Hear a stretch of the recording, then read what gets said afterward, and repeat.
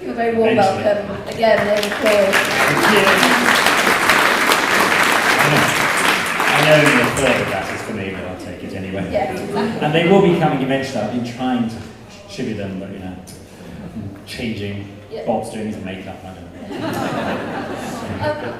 I'm going to start with a few questions and then I'll hand out to you. Stephen, first of all, I just wanted to ask really how you feel after that sort of performance. We in the audience, it was electric, it was just quite a sensational experience watching and hearing you, and as you, the performer, how was it? Well, if I'm honest, I was pretty terrified at the beginning of the Haydn. Gradually relaxed, because Haydn does that to you. There's so much joy in his music. And then Beethoven triple, again, I got a bit terrified at the beginning.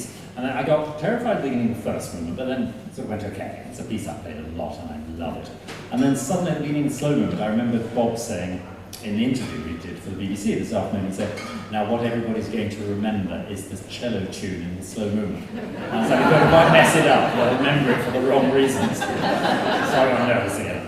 No, we had fun. As I said also in that interview, if the audience doesn't feel good after a programme like this, we really have failed. Because all of those three pieces are so full of joy. They truly are. I have to ask you how this three-way collaboration started, because it's not just tonight. You've done a whole series of concerts, haven't you, the three of you? Well, no, we haven't. Sorry, I hate to argue with that. You and Bob, no? Yes, okay, two. Me and Bob, that's two. Yeah. Yes. No, Isabelle makes three. No, the three of us have never played together. The three of us.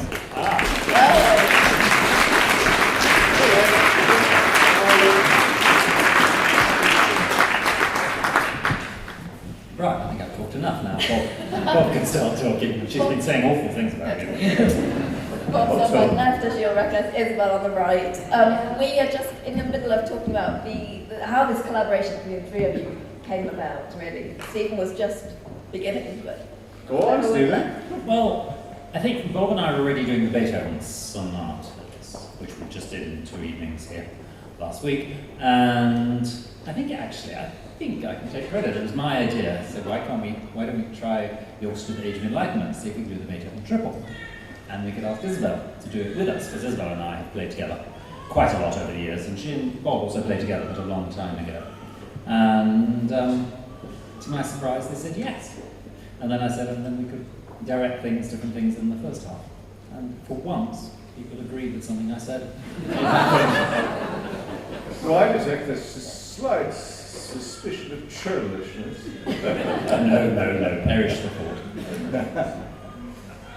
I think he's got the facts exactly right. At least that's the way I receive them. Yeah. No. And what I sort of want to understand is not only the three of you decided you wanted to do this together, but you all wanted to play, you all wanted to direct. I mean, was that a nightmare or joyful all the way along? Well, I wanted to direct that Haydn Symphony because I love it so much. And I think Isabelle was fine about directing the Mozart, and Bob was dragged kicking and screaming into directing the Beethoven triple. I think it's more or less. But we're very glad he did. But you're all performing and all directing. Is it a sort of juggling act? One normally, as an audience, we normally see a soloist as the soloist. They're not directing at the same time. But what does that entail? Well, you can direct a concerto bit, then you're looking, as Isabelle did, but then you have to rely very much on the concertmaster, because come the performance, you're looking away and rehearse the orchestra. I think that's fair, isn't it? The symphony, I think it's very unusual for a cellist to sit where the conductor sits. But I don't see why not, because the bass line produces the energy for the whole thing. There was only one slight problem for me with this engagement, is there's one person in the orchestra who absolutely terrifies me. I never tried to tell her how to play anything before in my life, and that's my sister. What was your sister playing? She plays the viola, and then my brother-in-law was sitting second on the first test of first violins, also keeping a slightly wary eye on me. So it was that. Anyway, I think I've talked enough now. Okay, Isabelle, let's go to you.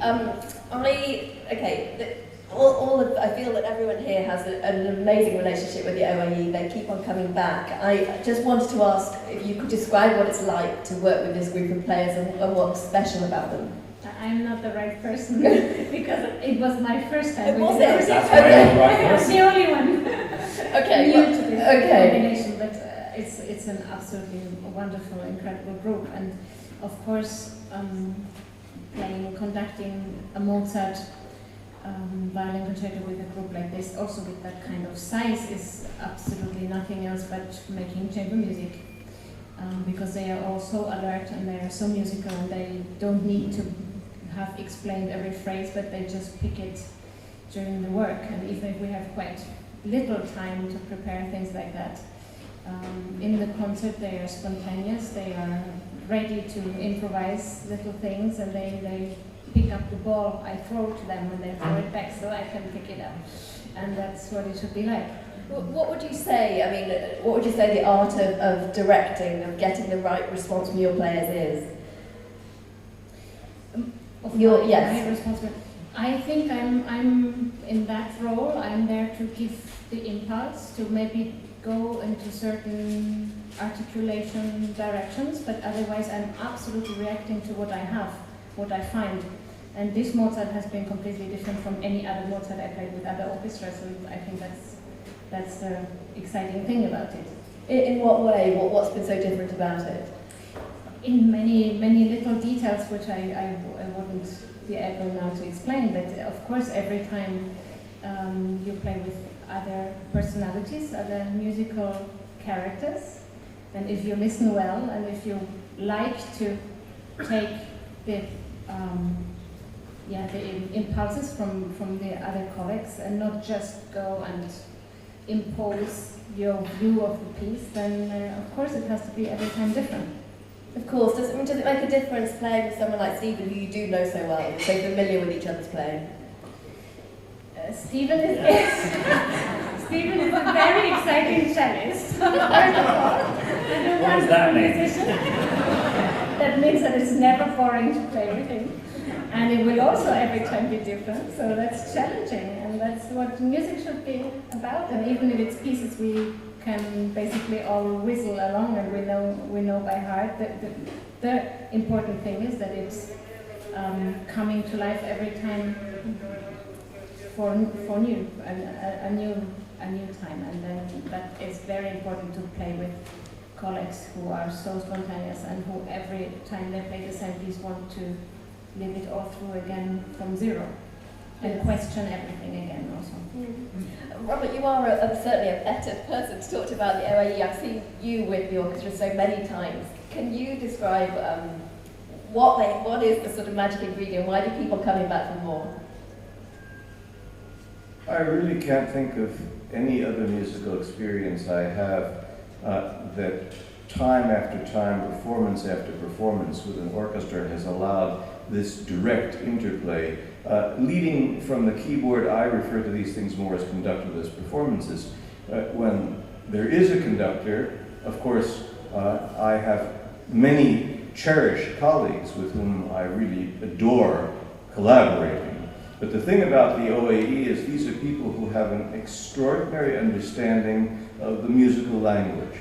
They understand that the way the music is and why it's the way it is the way people walked, the way they talked, the clothes they wore, the class of society from which they came. Everything in a piece of Bach, everything in a piece of Beethoven is a reflection of certain social conditions.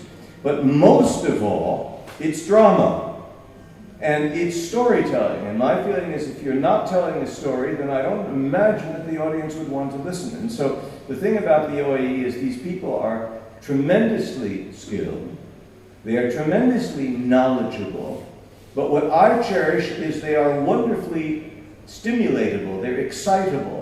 When one talks, of course, in a rehearsal, you want things to be together. You want unanimity of intonation and unanimity of rhythm and so on. And a certain amount of the rehearsal is devoted necessarily to hygiene. But what makes a performance great is volatility, risk, imagination, flexibility. And this is a group of musicians who is always ready to accept suggestions and try attitudes. And when one looks around during the performance and smiles to the principal oboe or to the principal bass or to the leader of the orchestra. There is such a truly extraordinary sense of complicity. That all of us are doing what we love more than anything else, and what we love more than anything else is doing it together. I feel as well. Yes, let's hear it for the OAE. You continue champion of the orchestra. I really feel as well that as a team they're unique and experimental with ways of presenting classical music, and I feel you're really leading that with them, whether it's the night shift or the works. Mm-hmm. I mean, would you say that there is a need to experiment and to play with the way classical and chamber music is presented? Well, certainly the idea that a piece of Beethoven is simply like a picture on the wall of a museum to go and look at for a few minutes and then move on can turn it into an artifact that you can take or leave. The idea that a piece of Beethoven is less viscerally thrilling or troubling or terrifying than, say, an Alfred Hitchcock movie or a Mission Impossible 3 troubles my sleep. And yet there are a lot of people who would probably say that they found a movie like that more exciting than listening to a piece of Beethoven. And I would have to say to that, I don't necessarily fault the audience. I would also fault a certain mentality of performance, formed in competitions, in which those who play the loudest, the fastest, in the most agile manner, win prizes and play irreproachably. But there's a difference between asking to be moved as a human being and asking somebody to lay some bathroom tile for you. You know, when someone comes in and does a kitchen, you want it to come out just right. When I go and hear a piece by Beethoven, I don't want it to come out just right. I want it to keep me up all night. Can I just ask Bob one question there? Have you actually seen Mission Impossible 3? I saw one of those movies. You know, I mean, the thing about it is that if you watch one of those movies, if you have the slightest rational glimmer in your brain, you know that nothing is going to happen to Tom Cruise, for heaven's sake. Because if it does, the movie is bloody over. You know, and it could happen to Cary Grant and Hitchcock too, but yet we manage to believe a sense of suspense and urgency.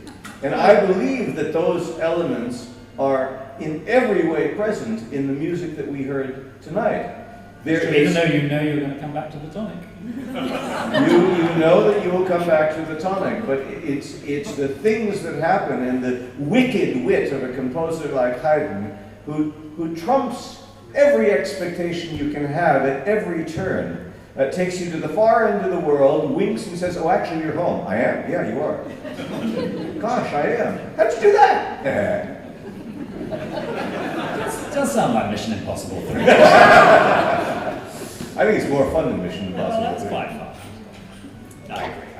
Can we talk a little bit? We heard, you know, totally different composers writing from very different times. Can we talk a bit about the difference between what they each require of the players?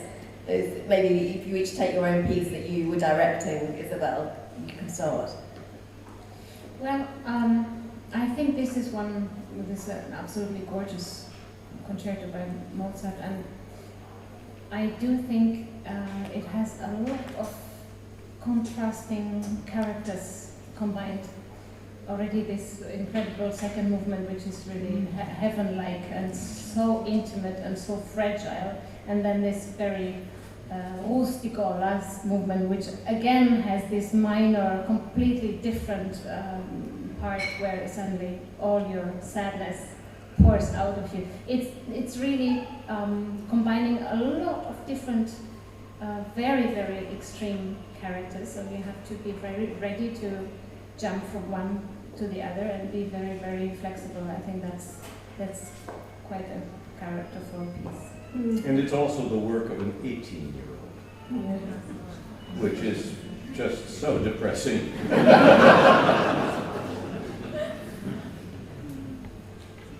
Stephen, what about yours? The Haydn. Well, It's funny, it's actually very interesting, and we've been talking endlessly about music during rehearsals and meals and things for the past week, and this I meant to tell you.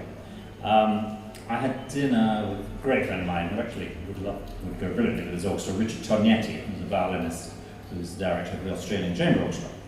And for some reason we started talking about Mozart and Haydn and the difference between them. And I said, we're not going to leave this dinner until we've summed it up. It's incredibly hard to sum up. And then he came up with a very good idea. I don't think it's true. He says, Mozart, you can hear the same piece and some people will find it tragic. Some people will find it full of joy. You know, Dvorak said Mozart was the sun. And a lot of people thought of him like that, and then some people think he's this incredibly tragic composer. With Haydn, if he's happy, no mistake. If he's sad, no mistake. He's so straightforward, he's so rustic somehow. And this symphony is just so full of this stomping energy. And again, it's joy in life. And it's just, you know, at the end he just explodes with joy. He's been as happy as he could possibly be, and then he gets happier. So I think Haydn's very straightforward in a way. He's very different from Mozart. And I just love that, the originality. I think he was the funniest of the great composers. I think he was probably the nicest character of the great composers, except to his publishers and his wife. Apart from that, he was the nicest character. And you can just feel this incredible warmth, this wit, this spirit. And it's not possible not to. I do know a couple of people who don't love Haydn, but I do think they should be seeking help. Haydn is a prankster, you know. He's a real prankster, and the thing that I love about it is that, you know, you're listening to a piece like this symphony, and it has all of these witty and obstreperous things in it, and he's in his mid-60s. You'd think, I mean, if you listened to these two pieces and had no idea of the biographical circumstances, you would say that Mozart wrote this violin concerto in his 60s, not realizing that he died at the age of 35, and it was the distillation of wisdom and understanding of human character, whereas this rip-snorting symphony, you know, was written by some adolescent guy who's tearing up the pea patch. Well, he was in a very good mood because he was in London away from his wife. Unfortunately for him, we have some letters from a lady who lived in a neighbouring street to him, so we know he was having a good time. He was recapturing his youth. I think he was. Well, as far as Beethoven is concerned, he's a complicated character because he certainly admired, lionized Mozart, studied briefly with Haydn. He thought Haydn wasn't a strict enough teacher, so he took theory lessons with Albrechtsberger, a pedant of the time, on the sly. But to his dying day, he was looking back at Mozart and shaking his head and struggling to do that. But on the other hand, he had the mentality that really understood Haydn's approach to composition, which was to take an idea and work it out, really work it out, put it through all of its possible, you know, genealogical consequences. And one of the fascinating things, I was just so delighted to see the elation of all of you in the hall at the end of this piece, because this triple concerto does not have a good reputation among program annotators and critics. People were always saying, oh, it's second or third rate Beethoven, and you know, the musical ideas are insufferably banal, and how can you really stand to listen to this, and so on and so forth. Well, you're a living proof that it isn't so. And Beethoven, of course, would say, you know, when Bill Clinton ran for president in the United States in 1992, one of his advisors, James Carville, coined the phrase, "It's the economy, stupid," you know, to remind him to keep his campaign on track. And of course, it's still the economy, stupid. I mean, except now that it's worldwide. I mean, we're not going to get into that right now. But the reason that I'm saying this is that Beethoven looks at you and says, it's not the material, stupid. It's what you do with it. And I am going to take some clay, and I'm going to start to put it on my wheel, and before I'm done with it, it will be solid gold. You will not understand the art of my alchemy, but you will see that it does not matter how humble the material is, you listen to what I do. And there is no composer, I think, who is able to create the sense of idealism, the sense of human dignity. He labored for freedom, for liberty, for a sense of human worth. And furthermore, he was the person who made music stop being about other people and start being about himself.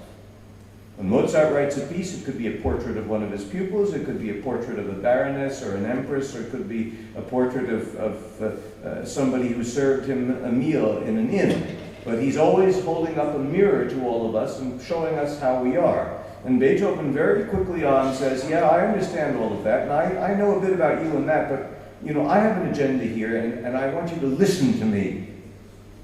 And by the time we get to the visionary pieces at the end of Beethoven's life, we are hearing from a voice which is not like anything we've ever heard. It's more modern today than it was when he wrote it. It's astonishing what the message, the testimony of those late quartets are. And from that point on, musicians had to start to become much more personal and subjective about what they did. So for me, Beethoven is the first modern composer. I think there's a lot of you out there that probably have a number of questions to ask. So I think we've got a mic